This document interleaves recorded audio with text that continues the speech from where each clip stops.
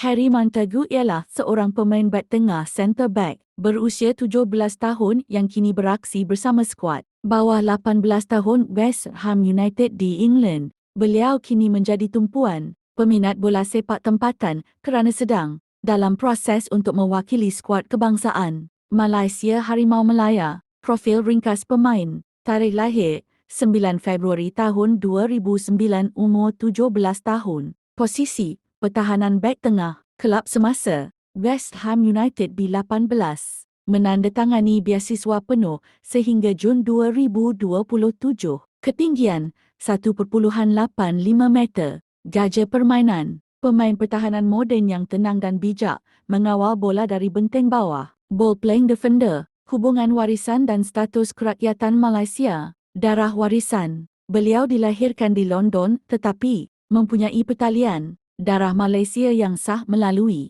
ibunya yang berasal dari Sandakan, Sabah. Beliau secara terbuka menyatakan rasa bangga dengan asal-usulnya dan teruja untuk menyarung jersey Malaysia. Proses dokumentasi pada Jun 2026, Montagu bersama bapanya telah hadir ke Malaysia untuk menyerahkan dokumen rasmi yang diperlukan. Media sukan tempatan melaporkan bahawa proses pengesahan dokumen warisan beliau kini berada di peringkat akhir masa depan bersama Harimau Melaya. Sebaik sahaja mendapat kelulusan rasmi daripada Persatuan Bola Sepak Malaysia FAM, beliau dijangka akan memperkuatkan barisan pertahanan negara untuk kejohanan antarabangsa akan datang.